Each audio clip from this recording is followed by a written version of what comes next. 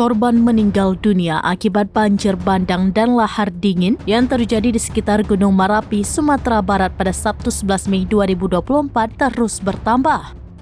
Berdasarkan data yang dihimpun Kantor SAR atau Basarnas Padang sampai Senin 13 Mei 2024, sekitar pukul 13 waktu Indonesia bagian Barat, total korban kini mencapai 43 orang. Yakni dengan rincian 19 korban di Agam, 14 orang di Tanah Datar, 8 orang di Padang Pariaman, 2 orang di Padang Panjang. Dari 43 korban meninggal tersebut teridentifikasi 38 orang dan belum teridentifikasi 5 orang. Kepala Kantor SAR Padang, Abdul Malik mengatakan hal tersebut. Ia mengatakan pada hari ini sampai sekitar pukul 13 waktu Indonesia bagian Barat, tim SAR gabungan menemukan 6 korban lagi. Adapun 2 di antaranya telah diidentifikasi oleh keluarganya.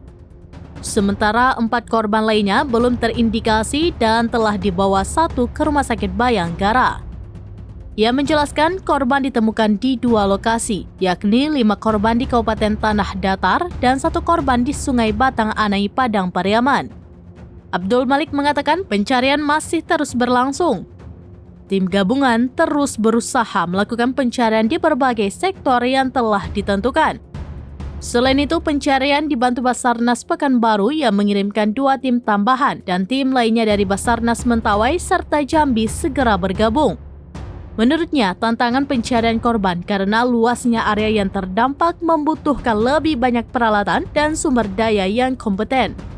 Sampai berita ini ditayangkan pada Senin 13 Mei 2024, Tribun Network masih terus berupaya mencari perkembangan informasi lebih lanjut.